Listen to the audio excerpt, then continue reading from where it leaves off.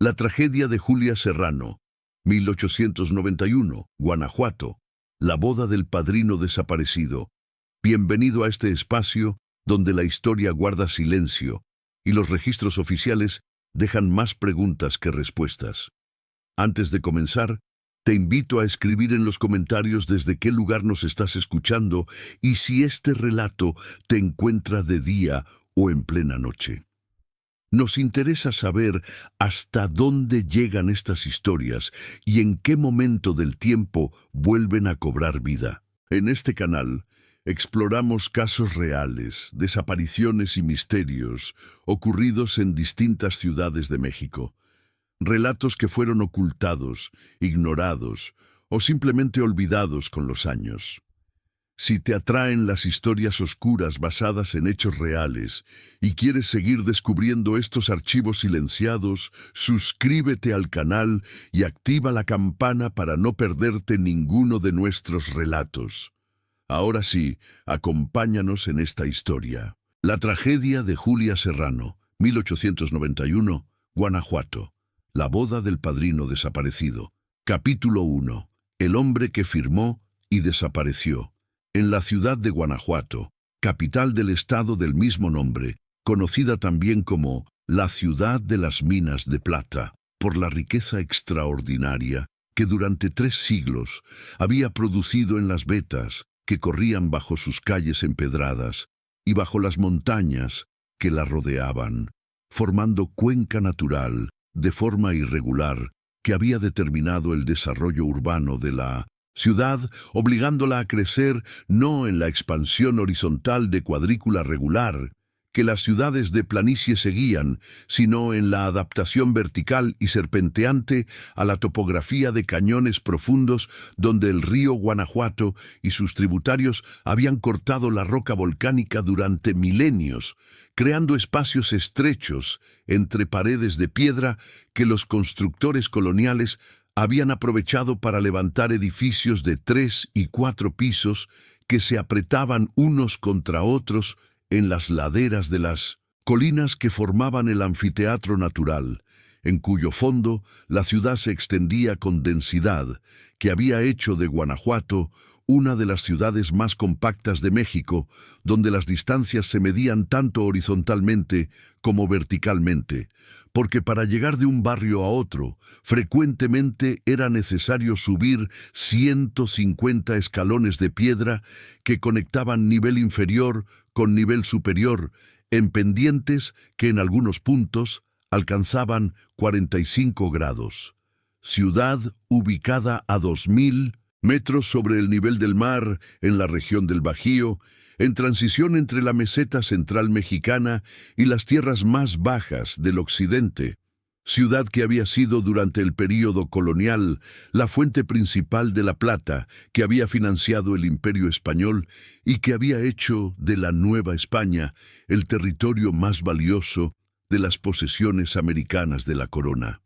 Plata que procedía particularmente de la mina valenciana, que había sido durante las últimas décadas del siglo XVIII la mina individual más productiva del mundo, generando cantidades que los historiadores económicos han calculado representaban aproximadamente 2/3 de la producción total de plata de México en ese periodo. Ciudad que para el año de 1891, cuando la historia de Julia Serrano, que voy a narrar en cada uno de sus detalles, ocurrió,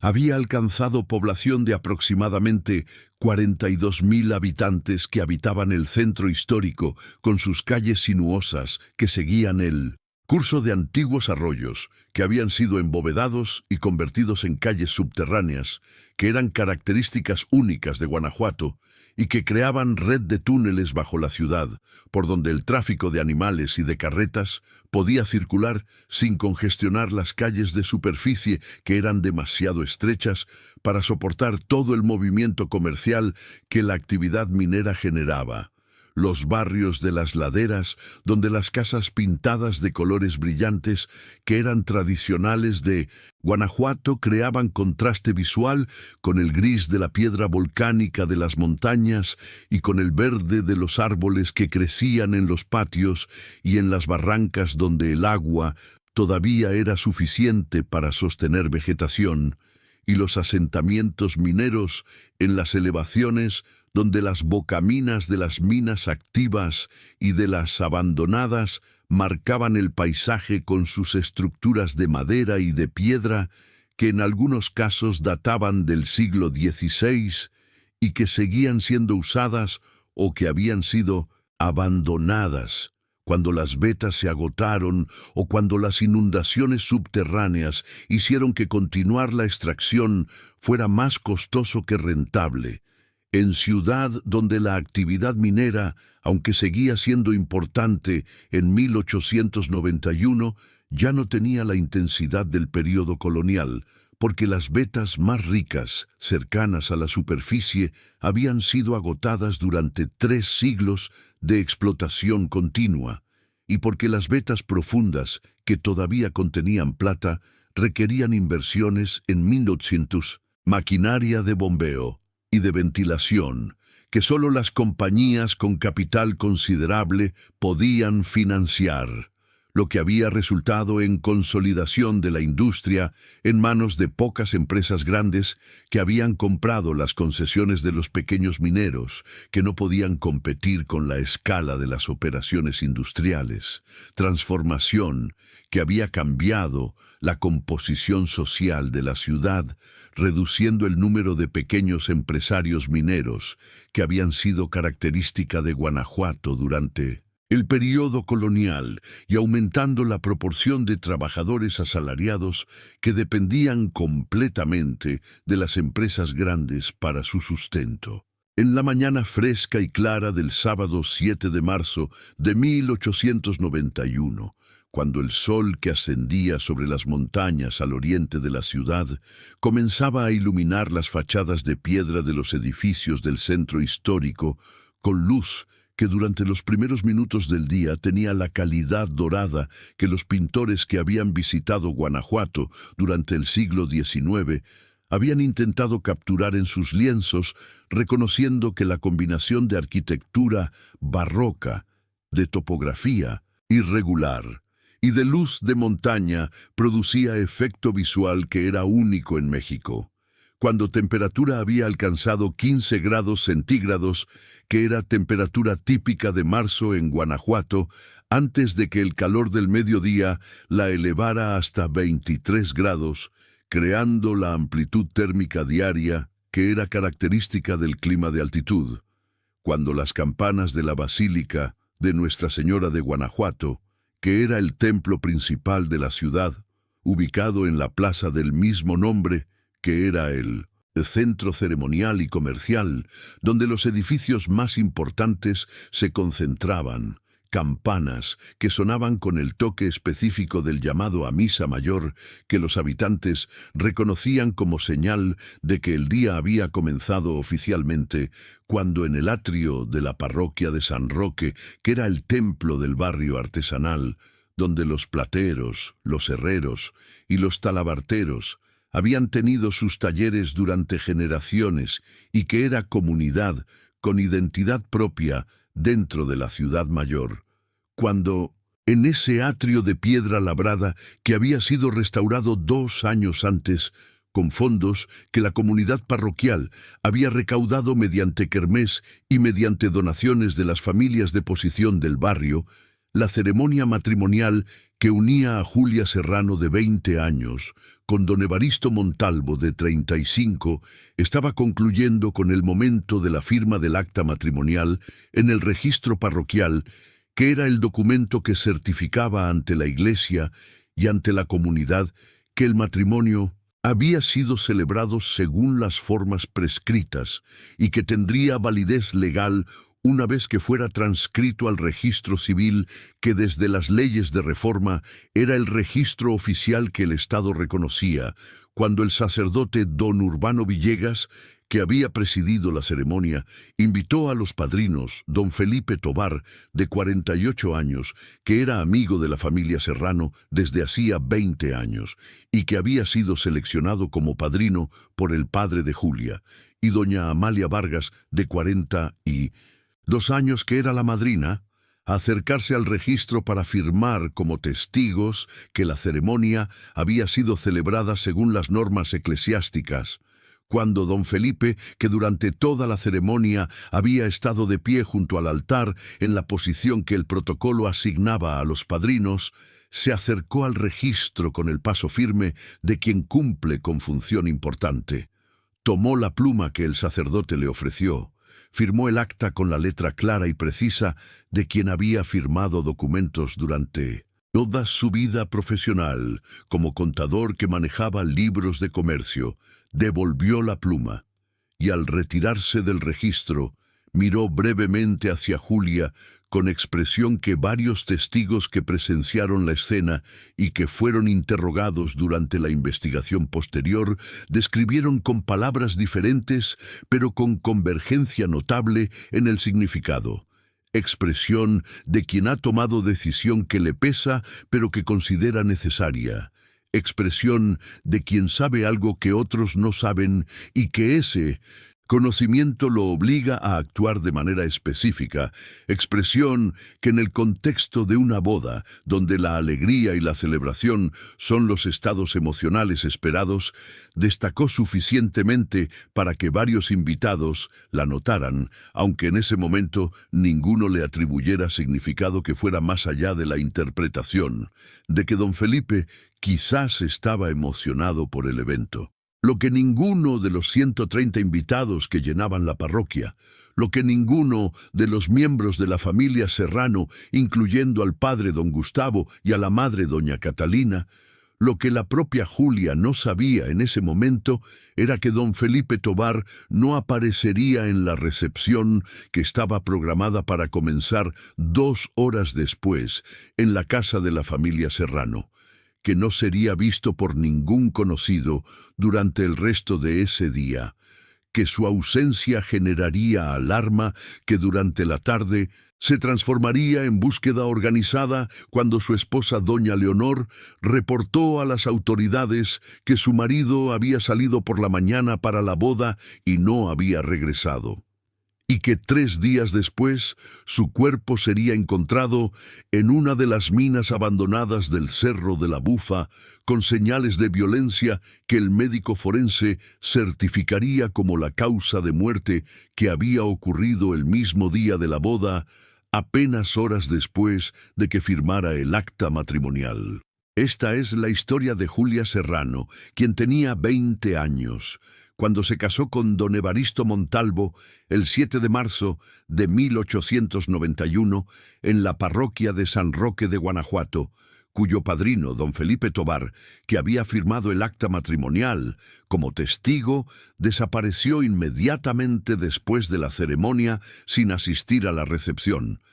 cuya desaparición generó investigación que revelaría que don Felipe había descubierto información sobre don Evaristo que lo había colocado en posición de conocer secreto que ponía en riesgo el matrimonio y que había tomado decisión de confrontar a don Evaristo después de la ceremonia pero antes de la recepción, y cuya muerte fue resultado de esa confrontación, que don Evaristo respondió con violencia que eliminó al testigo que amenazaba con revelar que el novio era hombre casado, que había abandonado a primera esposa en Zacatecas 5 años antes, sin disolución legal del matrimonio, y que por lo tanto el matrimonio con Julia era bigamia, que cuando fuera descubierta anularía el matrimonio y dejaría a don Evaristo sin acceso a la herencia de 12,000 pesos que Julia recibiría al casarse según testamento de su abuelo materno. Capítulo 2. Guanajuato en 1891 y la ciudad de Plata. el año de 1891 encontró al estado de Guanajuato y a su ciudad capital en proceso de adaptación a la economía porfiriana, que enfatizaba la modernización mediante inversión extranjera, particularmente en ferrocarriles y en minería. Modernización que en Guanajuato tenía características específicas derivadas del hecho de que la región había sido durante 3 siglos la principal productora de plata de México y que por lo tanto tenía infraestructura minera que, aunque en muchos casos estaba obsoleta, todavía era base sobre la cual las compañías modernas podían construir con inversiones que actualizaban tecnología sin necesidad de comenzar desde cero como en regiones mineras nuevas. El ferrocarril que había llegado a Guanajuato en 1882, conectando la ciudad con el ferrocarril central mexicano, que unía Ciudad de México con la frontera norte, había transformado la economía de la región, facilitando tanto la exportación de minerales hacia fundiciones en Estados Unidos como la importación de maquinaria pesada que las minas modernas requerían. Transformación que había beneficiado principalmente a las empresas grandes que tenían capital para invertir en nueva tecnología, pero que había perjudicado a los pequeños mineros que no podían competir con la escala y la eficiencia de las operaciones industriales.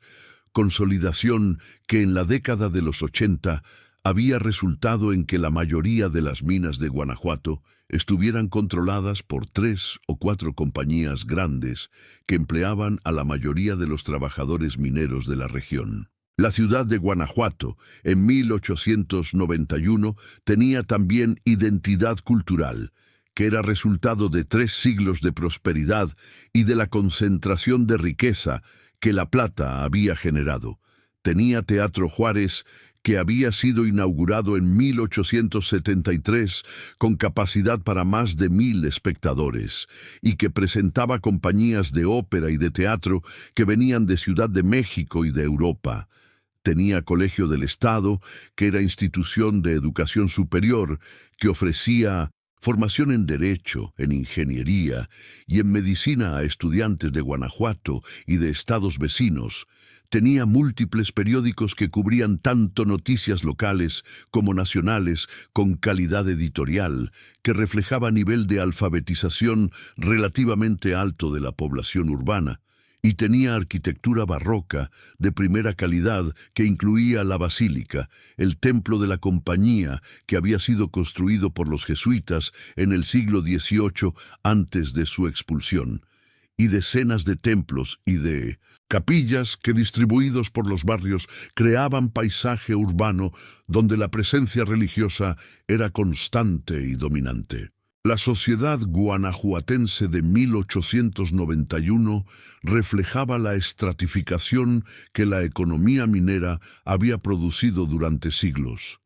En la cima estaban las familias que poseían o administraban las empresas mineras grandes, familias que en muchos casos eran de capital extranjero, particularmente español, francés y estadounidense, aunque también había algunas familias mexicanas que habían logrado mantener propiedad de concesiones valiosas o que habían acumulado capital suficiente para invertir en las minas, cuando éstas requerían modernización, familias que vivían en las casas grandes del centro con portones tallados, con patios con fuentes, y con interiores decorados con muebles y objetos de arte que demostraban el nivel de riqueza que la minería podía generar cuando era exitosa. Debajo de la élite minera estaba clase media de profesionales, de comerciantes, de artesanos especializados, particularmente plateros, que transformaban la plata extraída de las minas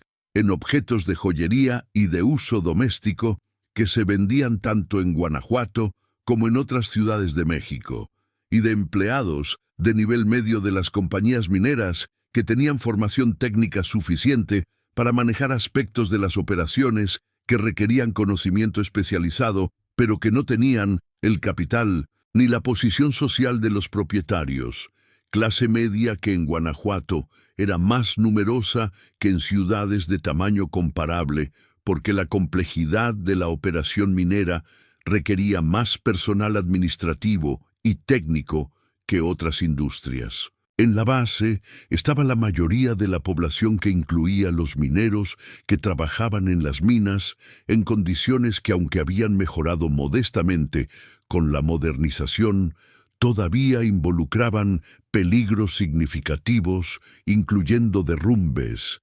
inundaciones y enfermedades respiratorias causadas por polvo de roca, que contenía sílice que los mineros inhalaban durante años de trabajo subterráneo. Trabajadores que recibían salarios que, aunque eran superiores a los que trabajadores agrícolas recibían, seguían siendo insuficientes para proporcionar más que subsistencia básica. En este contexto social, la familia Serrano ocupaba posición de clase media artesanal consolidada. Don Gustavo Serrano era platero que operaba taller en el barrio de San Roque, donde fabricaba tanto joyería como objetos litúrgicos para iglesias de la región. Taller que empleaba a 2 oficiales y a un aprendiz, además del propio don Gustavo y de su hijo mayor Félix, que había aprendido el oficio y que eventualmente heredaría el negocio.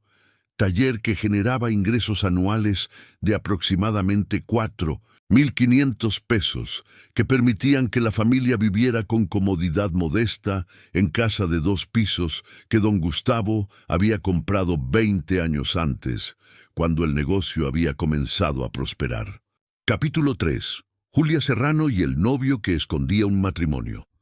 Julia Serrano había nacido el 16 de agosto de 1870 en la casa familiar del barrio de San Roque, siendo segunda de 5 hijos que incluían al hermano mayor Félix, de 23 años, que trabajaba con el padre en el taller de platería, la hermana menor Rosa, de 17 años,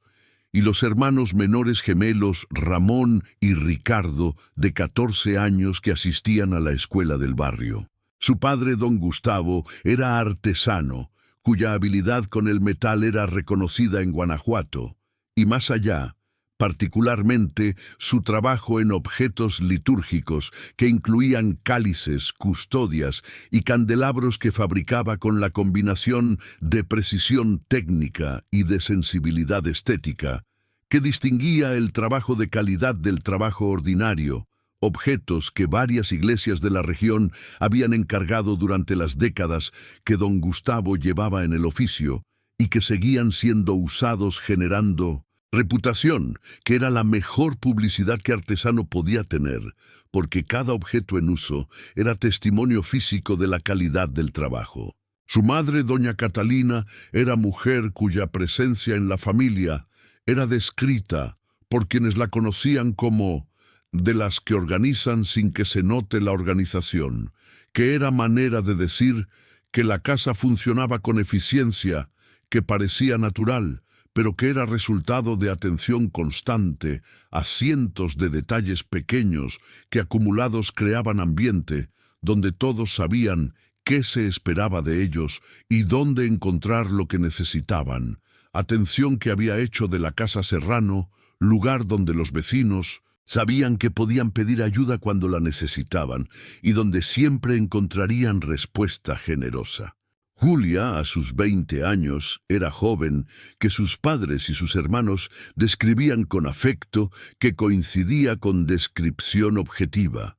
Era de carácter alegre pero no frívolo, de inteligencia práctica que se manifestaba en su capacidad de manejar las cuentas domésticas que su madre le había delegado gradualmente y de habilidad manual que había heredado del padre, aunque en su caso no se expresaba en trabajo de metal, sino en bordado, que hacía con precisión que varias familias del barrio habían reconocido, encargándole manteles y ropa de cama que Julia producía con calidad que justificaba el precio que cobraba. El cortejo de don Evaristo Montalvo había comenzado en junio de 1890, cuando había sido presentado a la familia Serrano mediante un colega de don Gustavo, que conocía a don Evaristo como empleado administrativo de la Compañía Minera de Guanajuato, que era una de las empresas grandes que operaban múltiples minas en la región.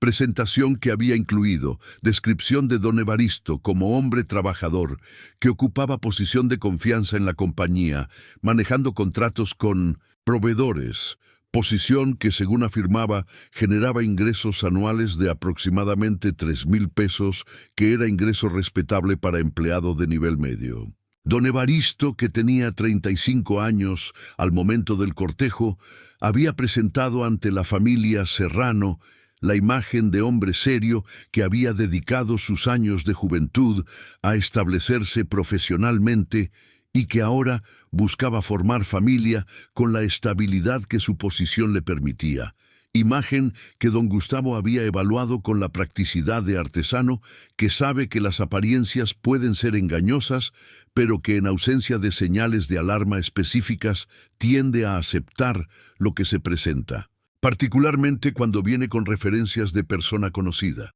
Lo que don Gustavo no verificó, y lo que en la práctica era extraordinariamente difícil de verificar en el México de fin de siglo XIX, donde no existían registros centralizados de matrimonios que permitieran consulta interestatal,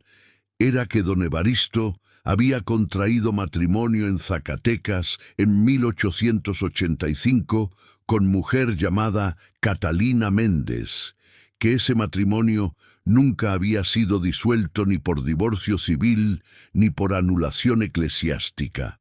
que don Evaristo había abandonado a Catalina en 1886, cuando había perdido empleo en Zacatecas por irregularidades contables que habían resultado en despido, aunque no en proceso judicial, porque el empleador había preferido resolver el asunto discretamente, y que don Evaristo se había trasladado a Guanajuato, donde había obtenido empleo en la compañía minera, presentándose como soltero y ocultando el matrimonio anterior que legalmente seguía vigente. La herencia que Julia recibiría al casarse era disposición del testamento de su abuelo materno, don Melchor Toledano, que había fallecido en 1887, dejando testamento que distribuía sus bienes entre sus descendientes con provisión específica de que Julia recibiría 12,000 pesos en el momento de su matrimonio, o al cumplir 25 años, lo que ocurriera primero, provisión que el abuelo había hecho porque consideraba que Julia era la nieta que más se parecía a él en carácter y en valores y que merecía reconocimiento especial. Don Evaristo, que había conocido sobre esta herencia durante el cortejo, porque era información que don Gustavo había mencionado como parte de la descripción de la dote que Julia llevaría al matrimonio, había visto en esos 12,000 pesos la solución a las deudas que había acumulado durante los años en Guanajuato, mediante inversiones en negocios que habían fracasado y mediante gastos que excedían sus ingresos reales. Deudas que para marzo de 1891 sumaban aproximadamente 5,000 pesos con acreedores que comenzaban a presionar por pago. El padrino, don Felipe Tobar, era contador que había trabajado durante 20 años en diferentes empresas de Guanajuato, manejando libros de contabilidad con la precisión que el oficio requería y con la honestidad que él consideraba no negociable, honestidad que le había ganado reputación de ser persona de confianza absoluta, que era característica que en mundo de negocios valía más que muchas otras habilidades técnicas, porque permitía que los empleadores le confiaran información sensible, sabiendo que nunca sería mal usada. Don Felipe había conocido a la familia Serrano desde que don Gustavo había contratado sus servicios hace 20 años para organizar las cuentas del taller de platería, cuando el negocio había crecido hasta punto en que la contabilidad informal que don Gustavo había manejado ya no era suficiente, relación profesional que durante 2 décadas había evolucionado en amistad de familias que se visitaban con regularidad, que compartían celebraciones y que habían desarrollado confianza mutua, que es el tipo de relación que en ciudades de tamaño medio como Guanajuato constituye tejido social fundamental. La conexión entre don Felipe y don Evaristo, que sería el elemento que transformaría la boda de Julia en investigación criminal, había ocurrido durante la segunda semana de febrero de 1891,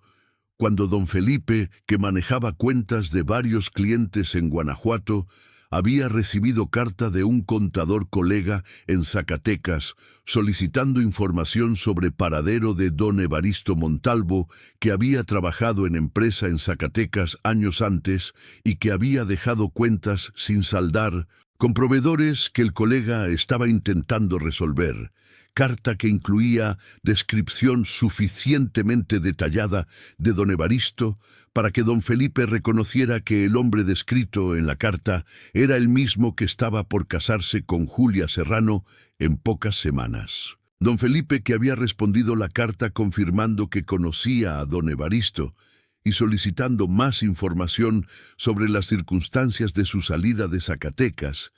había recibido respuesta a finales de febrero con información que incluía no solo las irregularidades contables, sino también el dato crucial, que don Evaristo había estado casado con Catalina Méndez y que, según conocimiento del contador, ese matrimonio nunca había sido disuelto. Don Felipe, que había recibido esta información 3 semanas antes de la boda programada, había enfrentado dilema moral que era genuino y que lo había mantenido despierto durante varias noches mientras consideraba las opciones disponibles.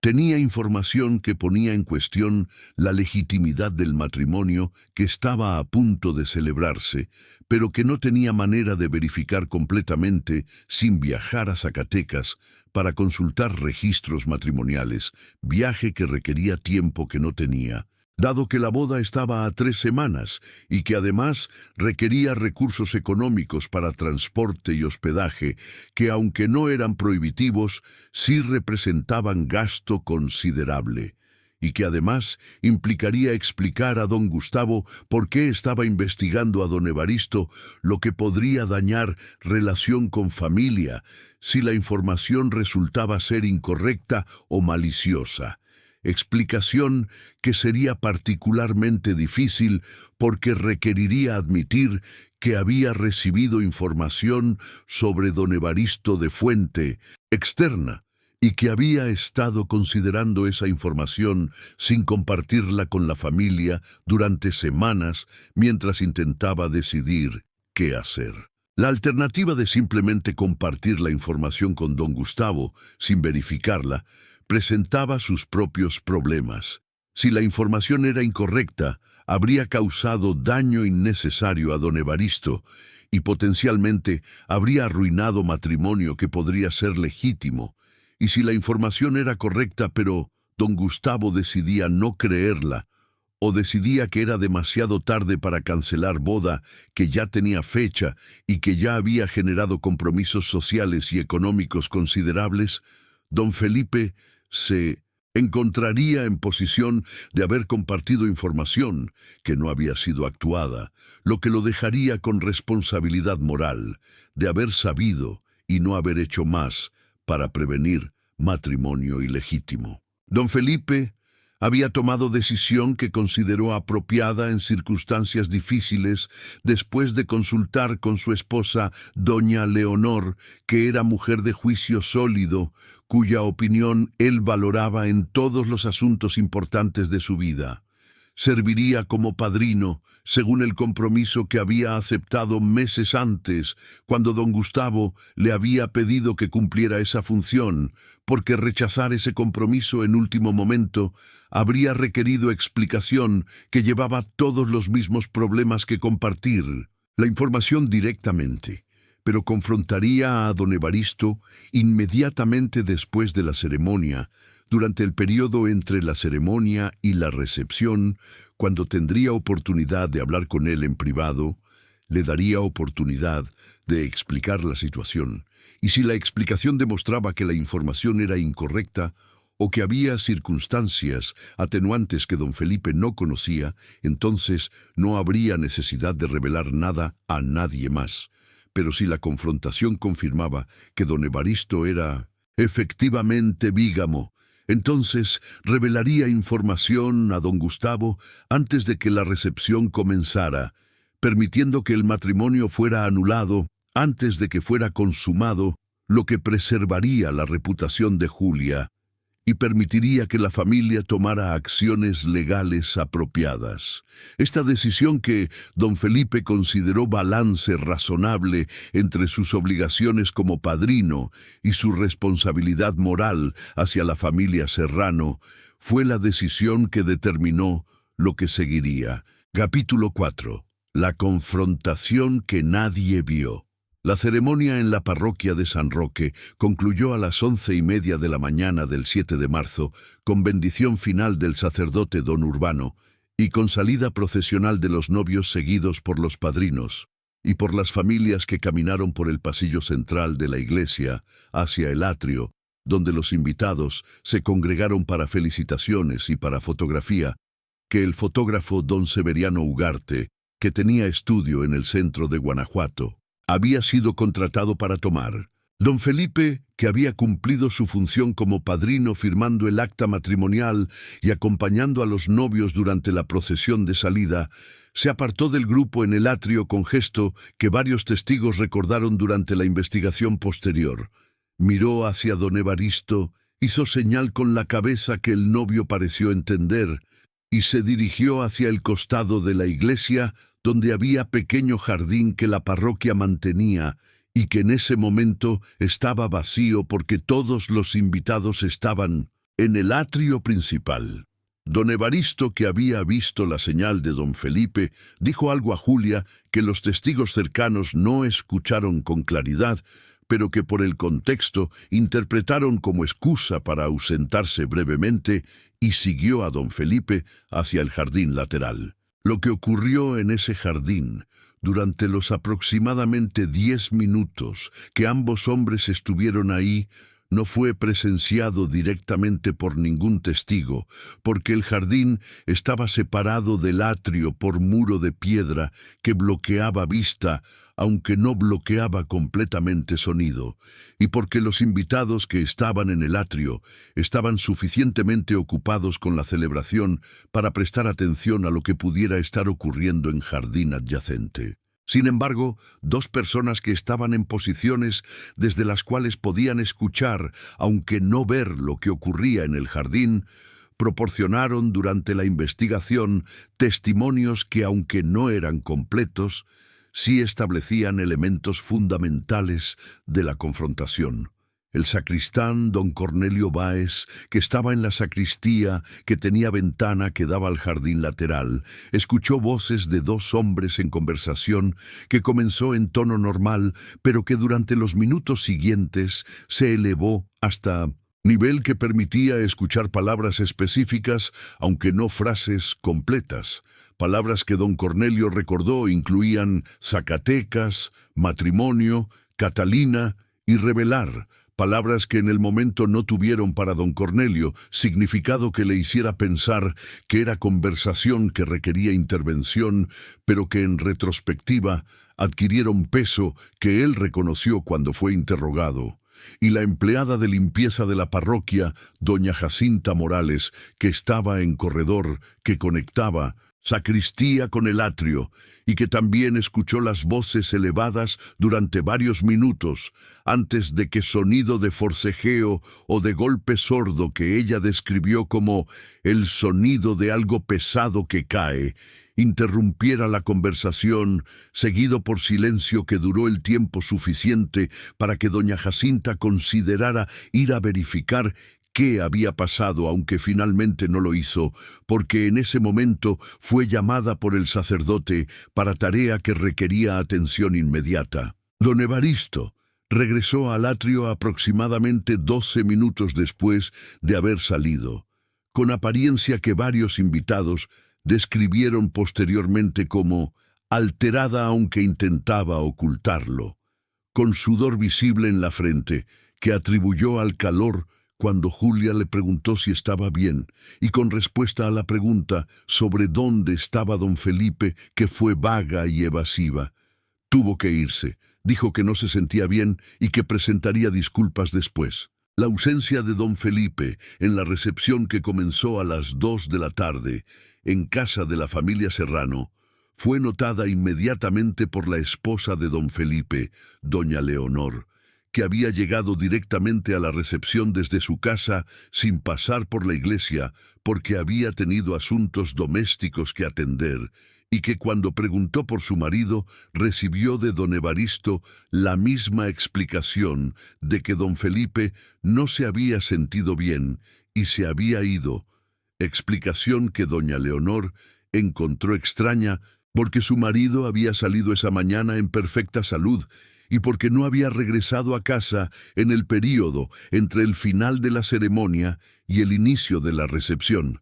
que era suficiente para que si realmente se hubiera sentido mal, hubiera tenido tiempo de llegar a casa, que estaba a 15 minutos a pie de la parroquia. Doña Leonor, que durante la recepción intentó sin éxito localizar a su marido, enviando a uno de sus hijos a la casa para verificar si había regresado y recibiendo respuesta negativa,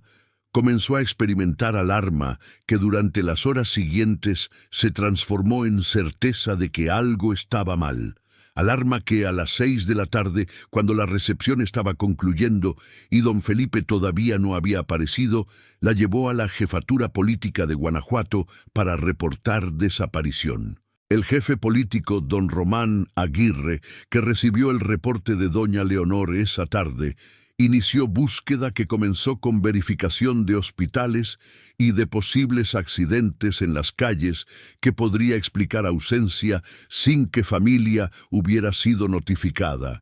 Búsqueda que durante la noche del 7 de marzo y durante todo el día 8 no produjo resultados, y que durante el día 9 expandió hacia las minas abandonadas de las elevaciones alrededor de Guanajuato, donde personas que por razones diversas querían desaparecer o donde cuerpos de personas que habían muerto por causas criminales o accidentales ocasionalmente eran encontrados. El cuerpo de don Felipe Tovar fue encontrado al mediodía del 10 de marzo en la mina abandonada del Cerro de la Bufa, a aproximadamente 2 kilómetros de la parroquia de San Roque,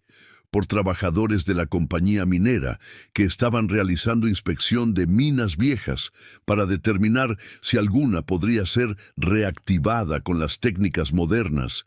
que la tecnología de vapor y de bombeo eléctrico que comenzaba a introducirse en las minas mexicanas permitían explotar vetas que previamente habían sido inaccesibles por acumulación de agua subterránea, cuerpo que estaba en el fondo de tiro de aproximadamente 20 metros de profundidad, que era uno de los tiros de exploración que los mineros del siglo XVIII habían excavado y abandonado cuando no encontraron veta productiva, tiro que tenía forma de pozo vertical, con diámetro de aproximadamente 2 metros y paredes de roca sin revestimiento, que en algunos puntos mostraban herramientas de excavación que habían sido usadas 200 años antes, y que seguían marcadas en la piedra como testimonio del trabajo de generaciones de mineros que habían buscado plata en esas montañas.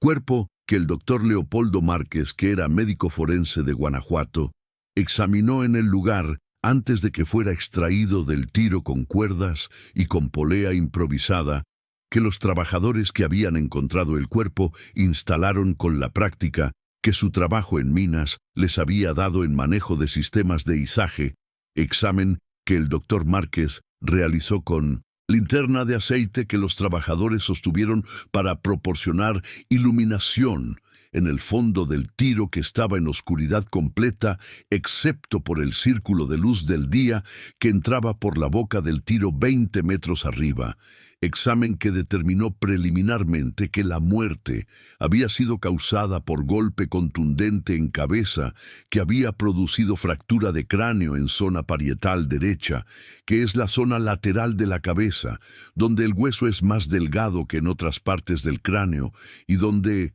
golpes de fuerza moderada pueden causar fracturas que penetran hasta el cerebro, causando hemorragia intracraneal, que es causa de muerte, que puede ser inmediata si el daño es suficientemente extenso, o que puede tomar horas si el sangrado es más lento.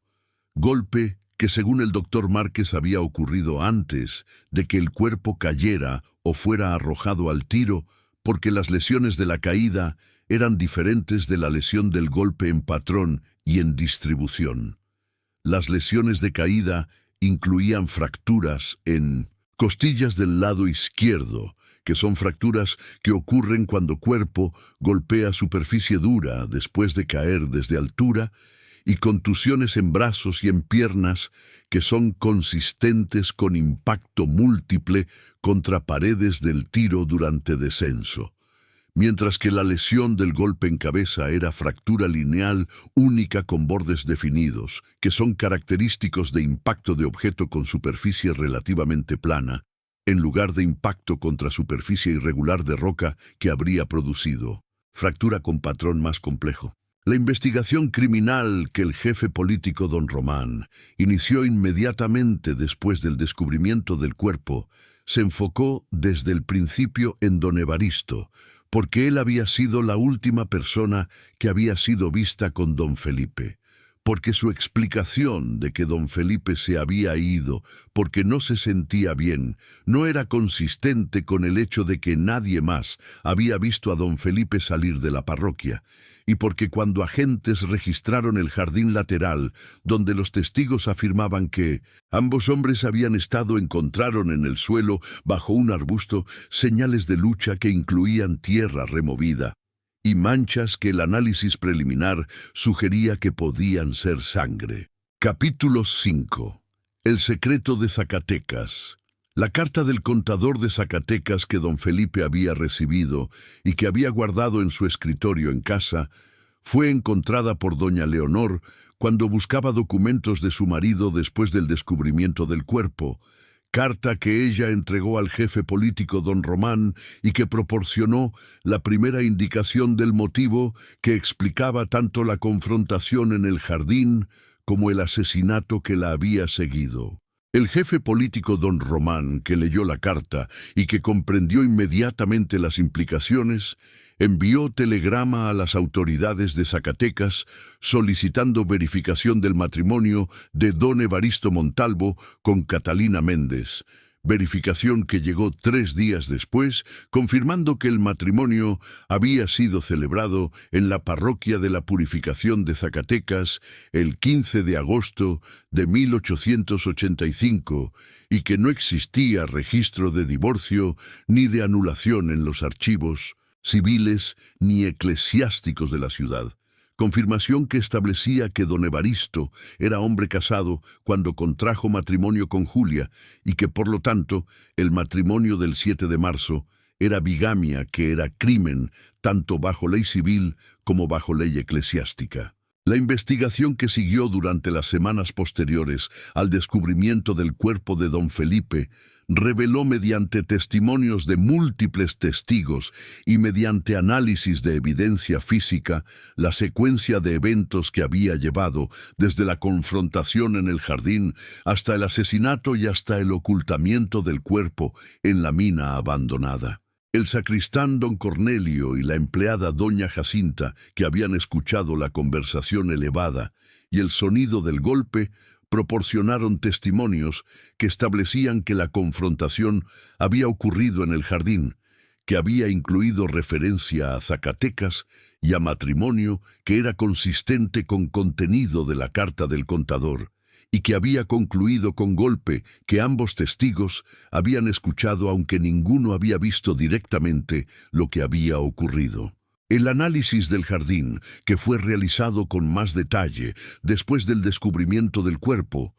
reveló, además de las señales de lucha ya mencionadas, fragmento de tela que cuando fue mostrado a doña Leonor, ella identificó como procedente del chaleco que don Felipe había usado el día de la boda, fragmento que tenía mancha de sangre que el análisis confirmó era sangre humana, aunque la tecnología de la época no permitía determinar si era específicamente de don Felipe, pero que la ubicación del fragmento en el lugar donde la confrontación había ocurrido era suficientemente sugestiva. La reconstrucción que el jefe político, don Román, desarrolló basándose en toda la evidencia disponible era que don Felipe había confrontado a don Evaristo en el jardín con información sobre el matrimonio en Zacatecas, que don Evaristo había respondido inicialmente con negación o con intento de explicación, que don Felipe había rechazado,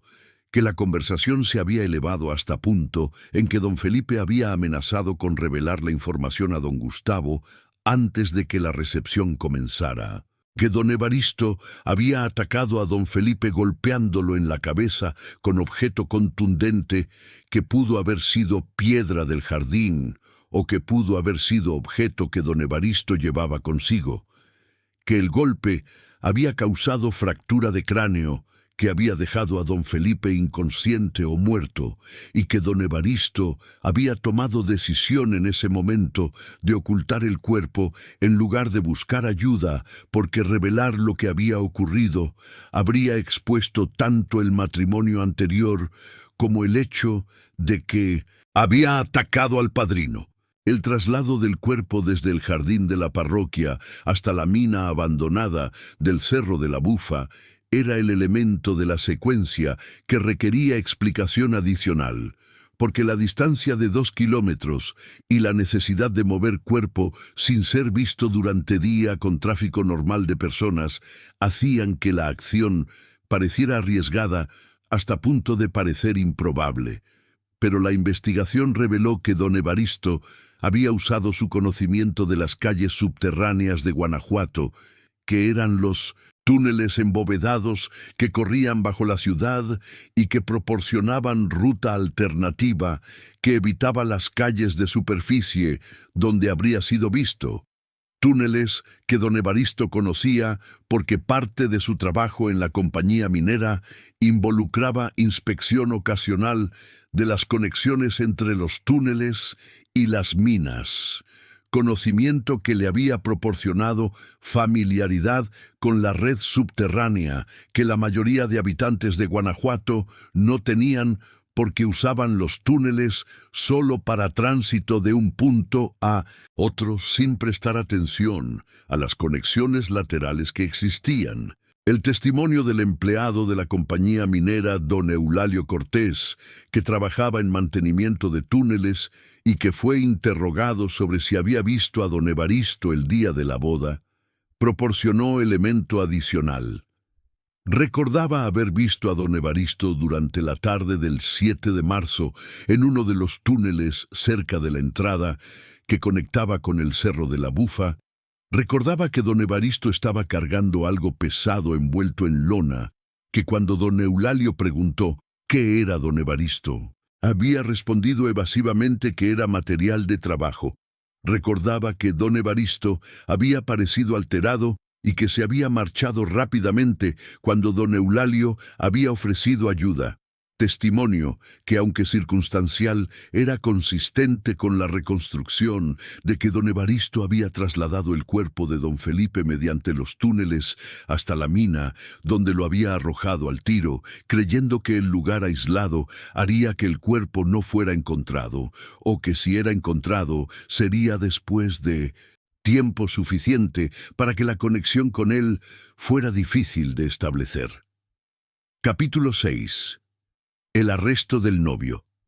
Don Evaristo Montalvo fue arrestado el 14 de marzo de 1891, 7 días después de la boda, Y 4 días después del descubrimiento del cuerpo de don Felipe, cuando el jefe político, don Román, determinó que la evidencia acumulada era suficiente para detención preventiva y para presentación de cargos formales ante el juez de primera instancia. El arresto fue ejecutado en la casa que don Evaristo y Julia habían establecido como domicilio matrimonial después de la boda. Casa que don Evaristo había alquilado en la calle de Pocitos, a 3 cuadras del centro. Arresto que ocurrió en presencia de Julia, que estaba en la sala cuando los agentes llegaron, y que escuchó los cargos que el agente principal, don Porfirio Rangel, leyó con la formalidad que el procedimiento requería: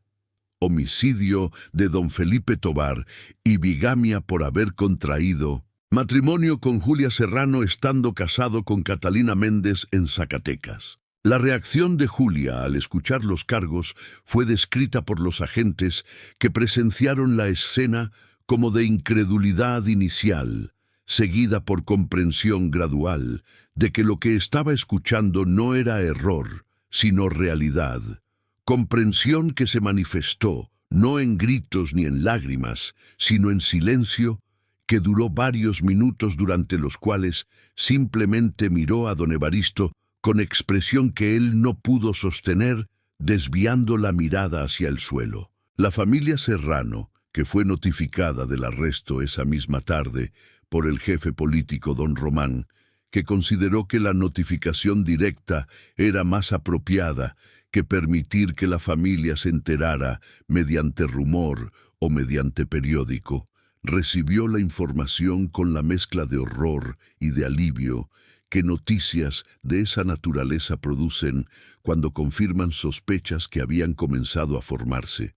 Horror por lo que había ocurrido con don Felipe, que era amigo de 2 décadas y padrino que había cumplido función sagrada de testigo del matrimonio, y alivio paradójico de que Julia no estuviera realmente casada con hombre que había resultado ser asesino y bígamo. Alivio que, aunque era precedido por el dolor de lo que había ocurrido, proporcionaba perspectiva de que la situación, aunque era terrible, podría haber sido peor si el crimen no hubiera sido descubierto y Julia hubiera continuado viviendo con don Evaristo sin saber la verdad. Don Gustavo, que durante la semana posterior al arresto tuvo que manejar simultáneamente el duelo por don Felipe, el escándalo que el caso había generado en Guanajuato, donde todos conocían a todos, y donde la noticia de que una boda había terminado en asesinato del padrino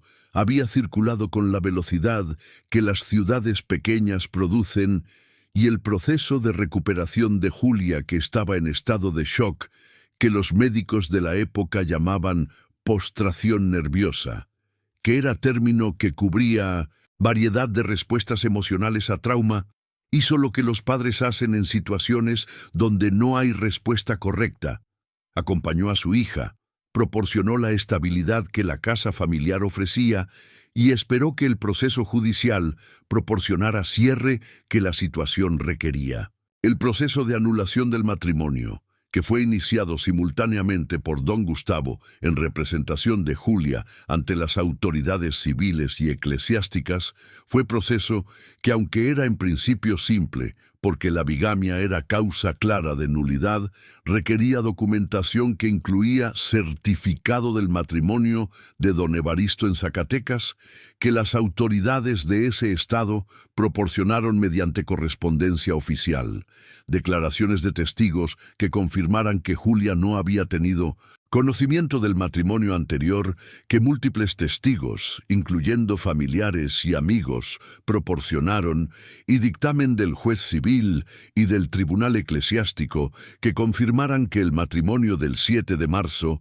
carecía de validez legal desde el inicio, dictámenes que fueron emitidos en abril y en mayo respectivamente, devolviendo a Julia el estado de soltera que había tenido antes de la ceremonia y liberándola de cualquier obligación hacia don Evaristo, incluyendo la obligación de la dote que, No había sido transferida completamente porque el proceso había sido interrumpido por el arresto. Capítulo 7. El juicio del padrino muerto.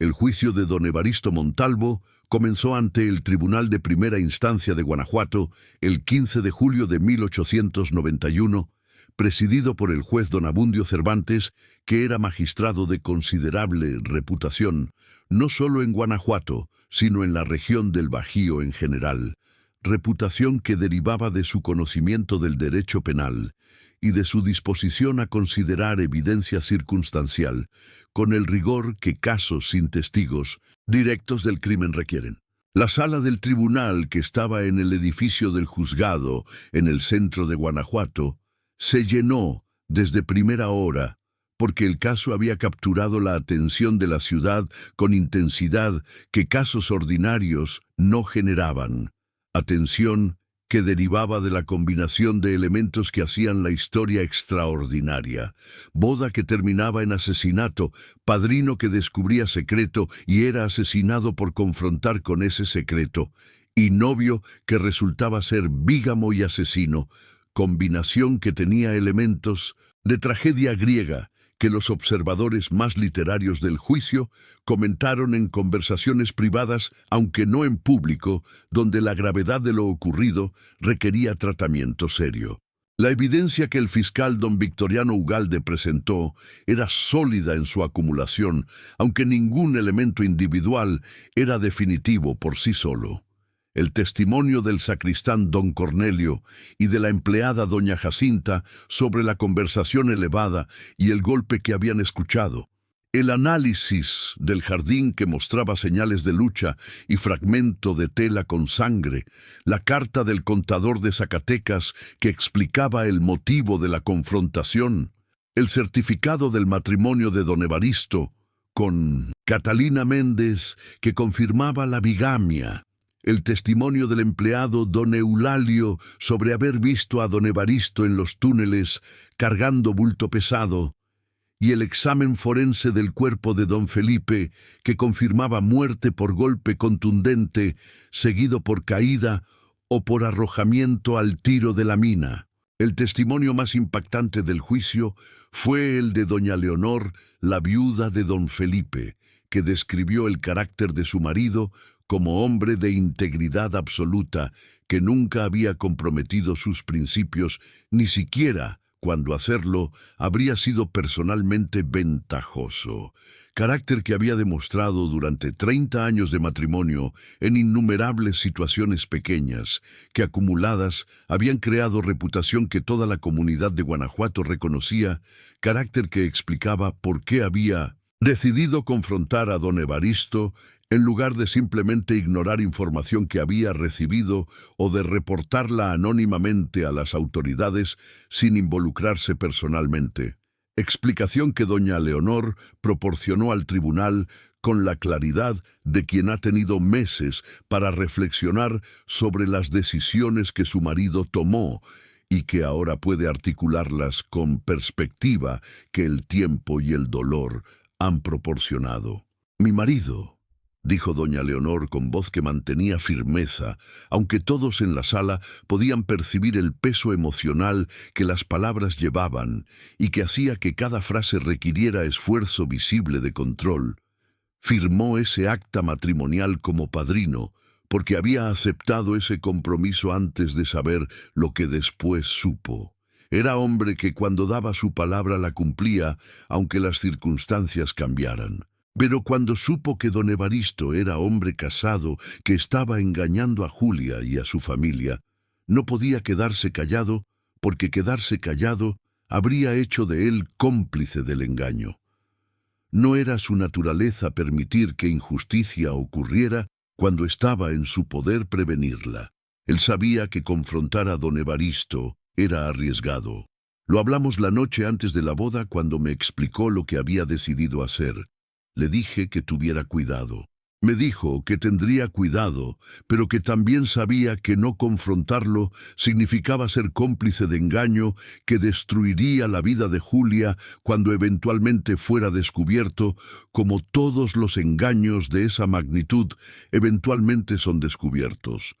Eligió hacer lo correcto aunque le costó la vida. Esa fue la elección que hizo. Y yo, aunque quisiera tenerlo aquí conmigo, en lugar de estar testificando en su ausencia, no puedo decir que hizo mal, porque lo que hizo fue lo que su carácter le exigía que hiciera. Julia, que testificó, describiendo los días del matrimonio antes del arresto, el momento en que escuchó los cargos que revelaban que el hombre con quien se había casado era bígamo y asesino, y el proceso de recuperación que todavía estaba atravesando 4 meses después de los eventos, fue testigo cuya presencia en la sala tuvo efecto que los periodistas que cubrían el juicio describieron como el momento en que la abstracción del caso se convirtió en la realidad concreta de persona que había sido víctima de engaño elaborado que había incluido ceremonia sagrada, familia engañada y padrino asesinado. La defensa de don Evaristo, encabezada por el abogado don Crescencio Palma, intentó estrategia de negar el homicidio, alegando que la muerte de don Felipe había sido accidente durante forcejeo, que don Evaristo no había iniciado, sino que había sido forzado a defenderse cuando don Felipe lo había atacado, estrategia que el fiscal destruyó, señalando que incluso si el golpe había sido accidental, el traslado del cuerpo y el ocultamiento en la mina eran acciones que demostraban conciencia de culpa y que eran inconsistentes con inocencia de quien había actuado en defensa propia. El veredicto llegó el 2 de agosto de 1891. Don Evaristo Montalvo, culpable de homicidio de don Felipe Tobar con agravante de premeditación en el ocultamiento del cuerpo, culpable de bigamia. La sentencia fue pronunciada el 8 de agosto. Muerte por fusilamiento por el cargo de homicidio. Don Evaristo Montalvo fue ejecutado en el patio de la cárcel de Guanajuato el 15 de octubre de 1891. El capellán que lo acompañó registró que en sus últimas palabras don Evaristo dijo: «El error fue confrontarlo en el jardín. Si hubiera esperado, habría encontrado otra manera». Epílogo. El padrino, que no llegó a la recepción. Las consecuencias del caso se extendieron en múltiples direcciones. Doña Leonor continuó viviendo en Guanajuato, donde era conocida como la viuda del hombre que había muerto por hacer lo correcto. En 1894 publicó carta abierta en el periódico local, argumentando que los padrinos de boda tenían responsabilidad moral de verificar que los novios eran quienes decían ser. Argumento que generó debate sobre hasta dónde llegaba la responsabilidad de testigos. Julia se casó nuevamente en 1894 con hombre de Guanajuato, que la conoció después del juicio. Vivieron en la ciudad donde Julia era conocida no como víctima, sino como mujer que había sobrevivido engaño extraordinario. El acta matrimonial del 7 de marzo fue anulada oficialmente con nota marginal que explicaba las razones. La firma de don Felipe permanece en el documento como testimonio de que cumplió su función de padrino hasta el final. Descansa en paz, don Felipe Tobar. Firmaste ese acta sabiendo que lo que seguía era confrontación peligrosa. Lo hiciste porque tu integridad no te permitía ser testigo silencioso de engaño. Que tu nombre permanezca en esta historia como el del padrino que no llegó a la recepción porque eligió hacer lo correcto, aunque le costó todo. Si esta historia que viene de las calles empedradas de Guanajuato te ha llegado al interior donde guardamos lo que importa, te invito a dejar tu me gusta, a suscribirte al canal y a activar la campanita. ¿Qué te impacta más? ¿La decisión de don Felipe de confrontar, sabiendo el riesgo, el uso de los túneles subterráneos para trasladar el cuerpo o la firmeza de doña Leonor al testificar sobre el carácter de su marido. Comparte en los comentarios. Gracias por acompañarme. Hasta el próximo caso.